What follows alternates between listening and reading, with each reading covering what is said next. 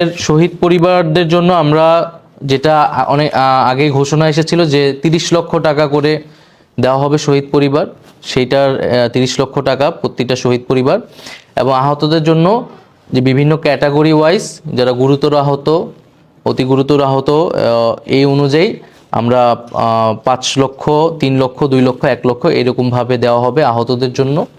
তো এই বাজেটটি বা এই সহায়তাটা পর্যায়ক্রমে দেওয়া হবে। আমরা জানুয়ারি মাসে আমরা এটার এই বাজেটের 232 কোটি 60 লক্ষ টাকা আমরা জানুয়ারি মাসে অর্থাৎ আগামী সপ্তাহ থেকে এটি দেওয়ার কার্যক্রম শুরু করব, এবং বাকি যেই টাকাটি 405 কোটি 20 লক্ষ টাকা সেটা আগামী যেই 2025-26 অর্থ বছর জুলাই মাসে এই বাকি টাকাটা হচ্ছে দেওয়া হবে।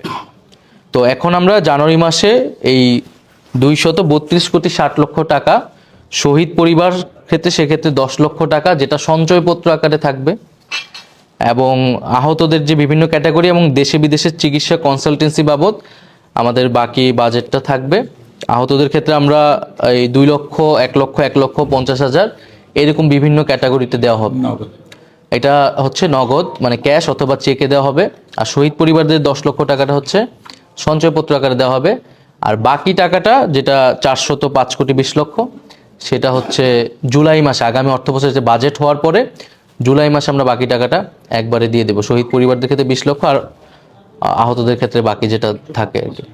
আর শহীদ পরিবারদের ক্ষেত্রে এটা সঞ্চয়পত্র আকারে থাকবে 5 বছরের জন্য, এরপরে তারা টাকাটা নিজেদের জন্য ব্যবহার করতে পারবে। আরেকটি ঘোষণা সেটি হচ্ছে যেই আমরা বলেছি যে মাসিক ভাতা, সেটি হচ্ছে যে সামনের অর্থ বছর জুলাই মাস থেকে এটা আমরা শুরু করতে যাচ্ছি, এবং এই যে অধিদপ্তরের অধীনেই সেটি হবে।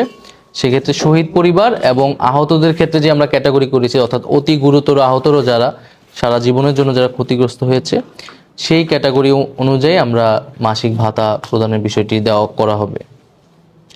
তো এটা হচ্ছে আমাদের মূলত আর্থিক সহায়তা বিষয়ক যে জায়গাটা, সেইটা আজকে আমাদের মিটিং হয়েছে।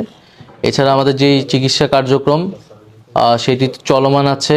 হেলথ কার্ড আমরা এই নেক্সট উইকের মধ্যে হাসপাতালগুলোতে যেটা ইস্যু করা হয়েছে সেটা চলে যাবে, এবং অন্যান্য বিভাগ বা জেলায় হেলথ কার্ড দিয়ে তারা যেটা স্বাস্থ্য সুবিধাটা পাবে যে কোনো হাসপাতাল থেকে। এবং বিদেশ যাওয়ার ক্ষেত্রেও 21 জনের মতো আরও নতুন যারা বিদেশ যাবে এই মাসেই উন্নত চিকিৎসার জন্য, 200 জন চিকিৎসা এবং 200 জন চিকিৎসাধীন আছে এই মুহূর্তে হাসপাতালগুলোতে যারা গুরুতর আহত